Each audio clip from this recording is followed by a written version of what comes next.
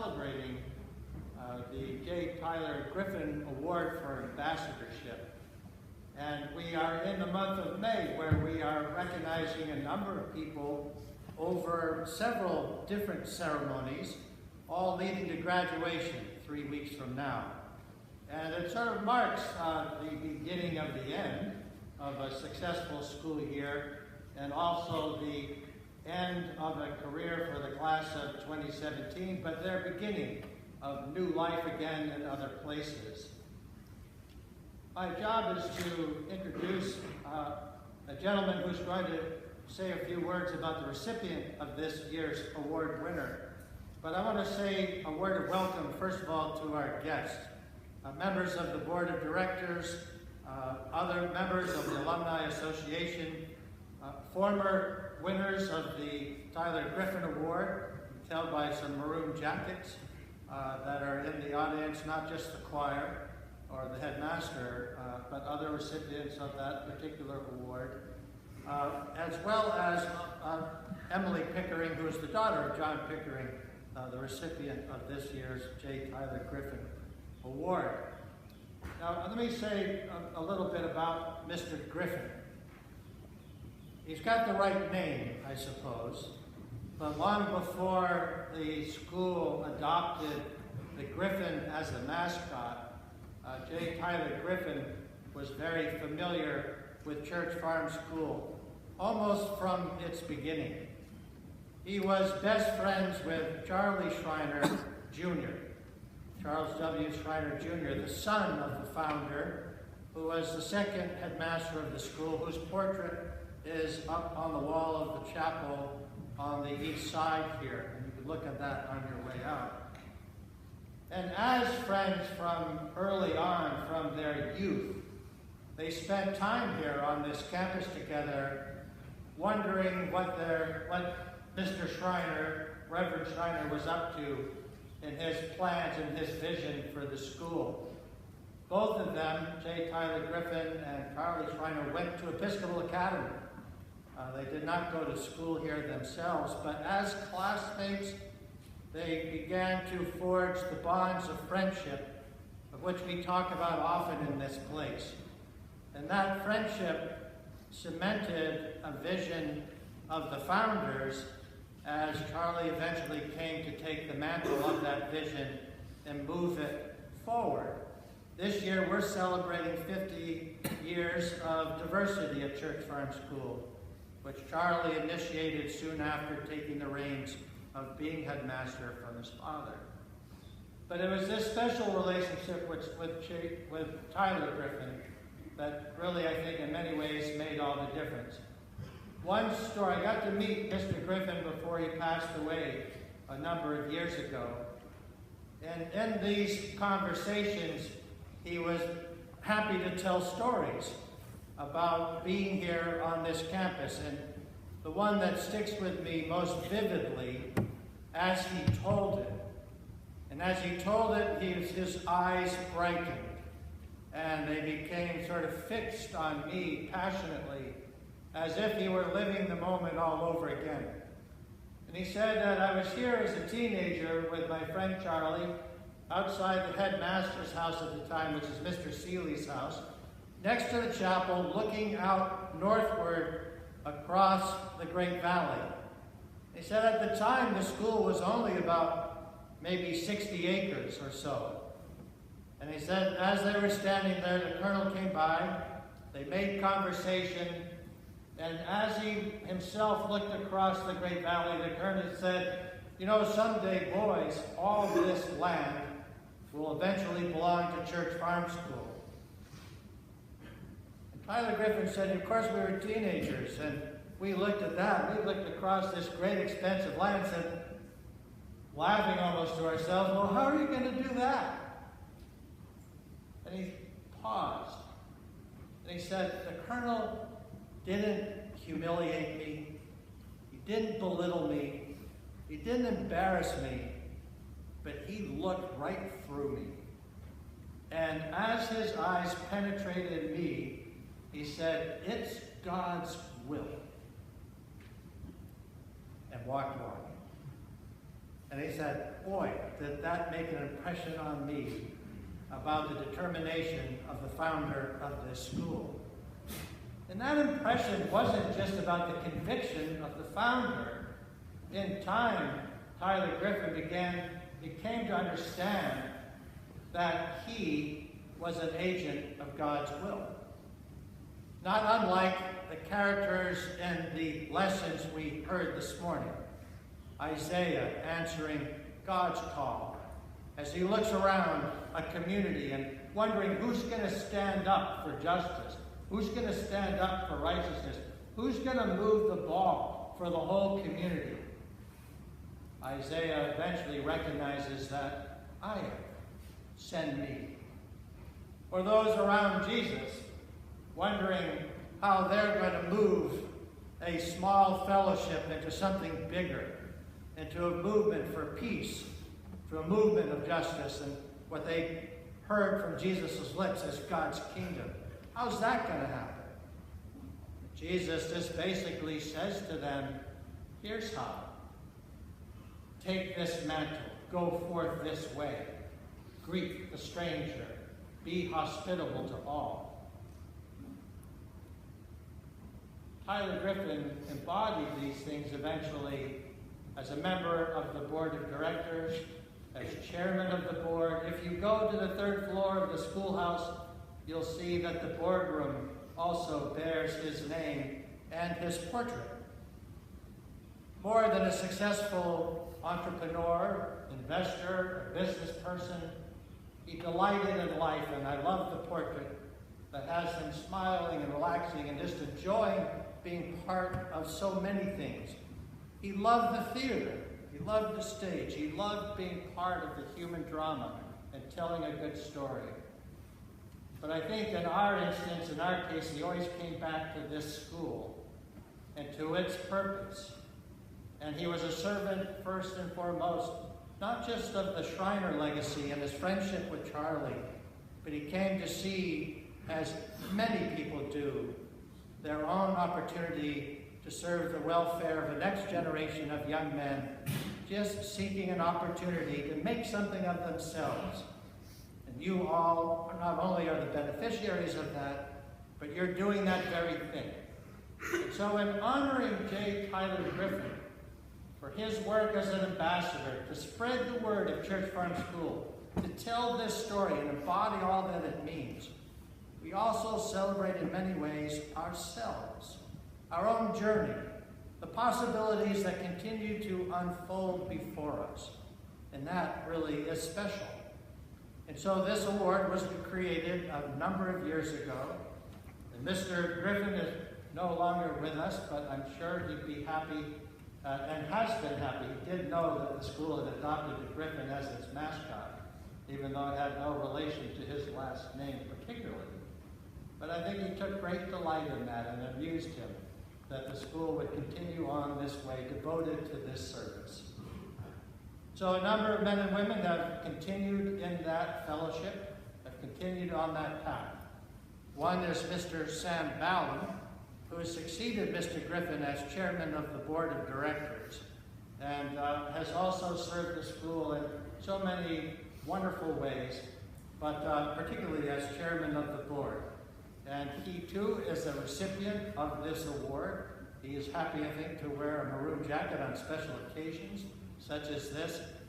Please join me in welcoming Mr. Ballin, who will help give the presentation.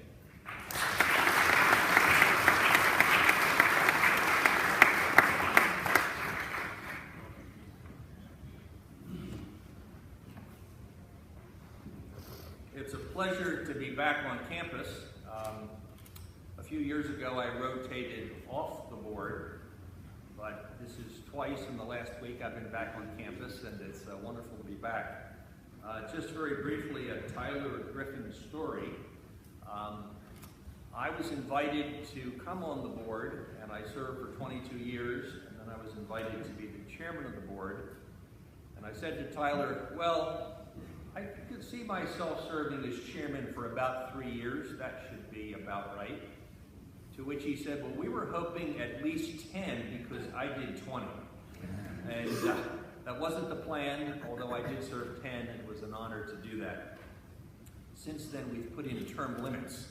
So going forward, people don't serve quite so long. But Tyler was on the board for 50 years. So my 22 years seems pretty nominal compared to that.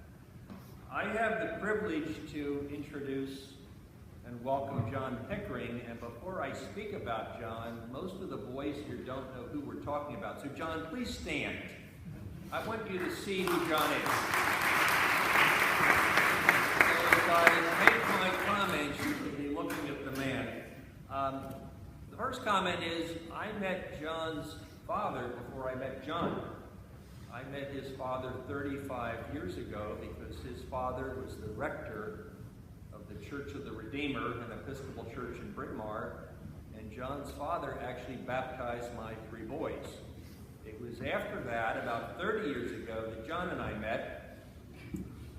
We were in our early to mid-30s, so you can do the math, but 30 years ago we met. And the first thing I learned about John is I was proud that I'm actually a Sam the Third.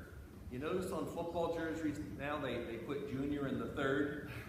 Well, John tells me he's actually John Pickering the 7th. There are 7 John Pickerings, and he's the 7th in the line. So pretty remarkable. I was proud to be the 3rd. He's one of 7.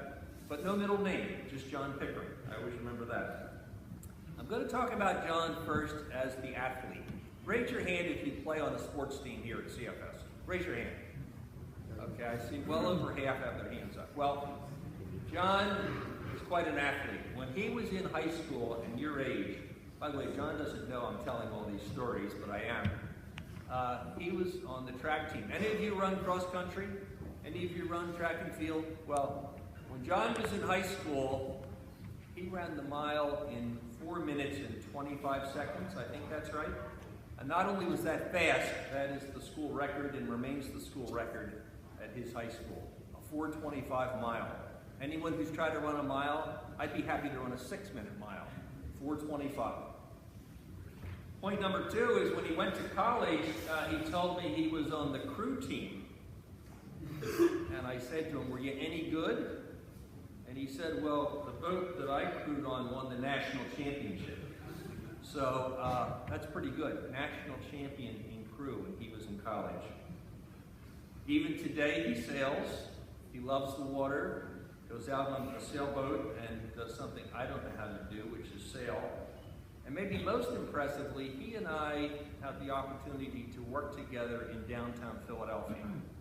Now, John lives out this way in Phoenixville. What John will do, even until today, he rides a bike. Well, he will ride his bike to the office in the morning. That's about a 2-hour bike ride from Phoenixville to downtown Philadelphia. Takes a shower, works 8 hours, gets on the bike and rides home. That's 4 hours of biking to go to work. Pretty remarkable. So, number 1, John the athlete. I'm embarrassing John, but he loves it.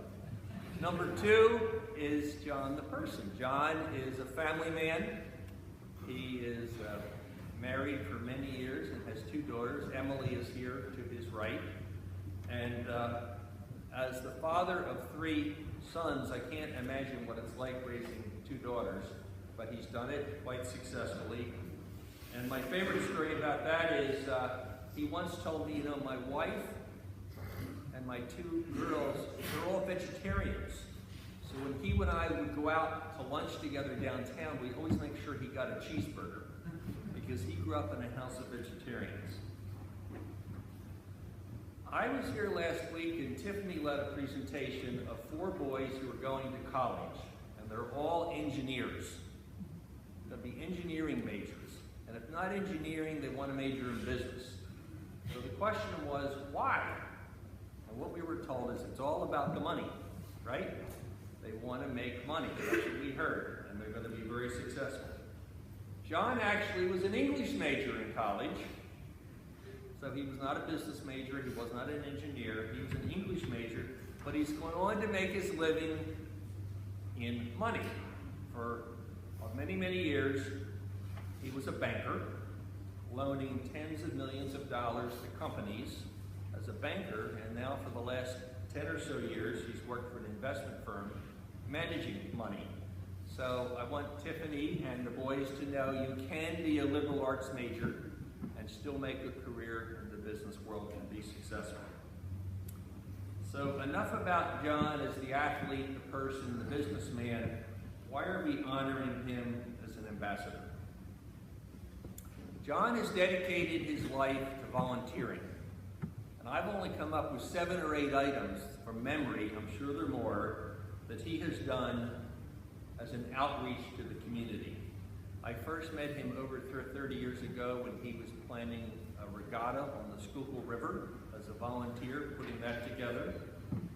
I then met him because he was active in the YMCA in Ardmore, Pennsylvania, where he then was the chairman of the board of the Y.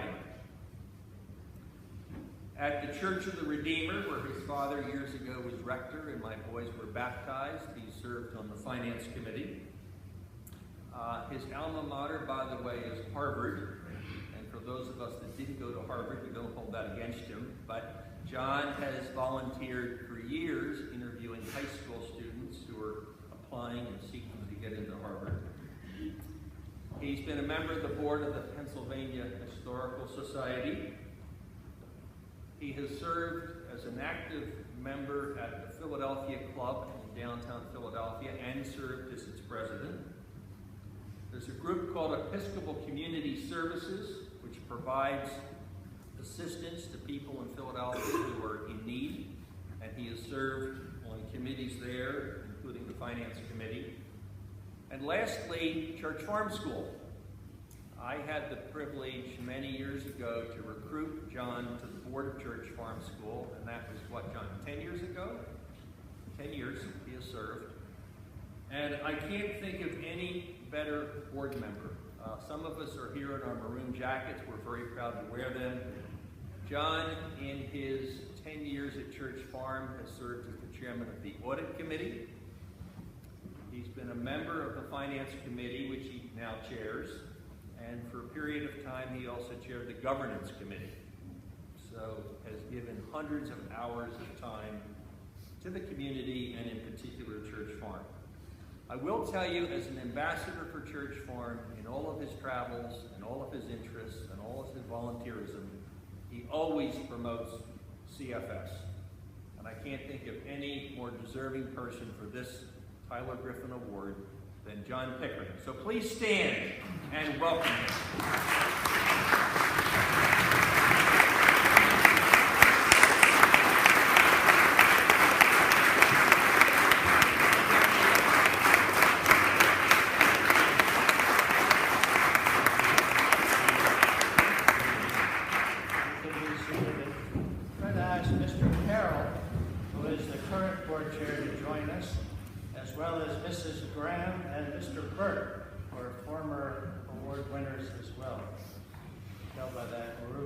Snappy maroon jacket.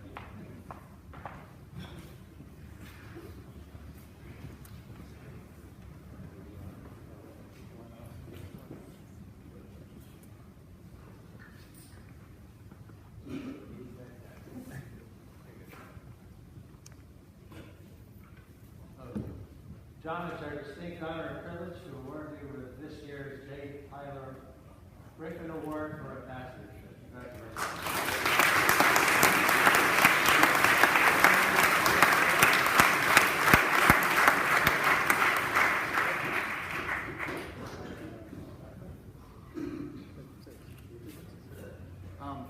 You're reminded whenever you make friends here and later in life that someday someone like Sam is going to stand up and embarrass you. Sam and I have been friends for a long time, not quite as long as Tyler Griffin and Charlie Schreiner were, but in service of what we believe is just a fabulous cause.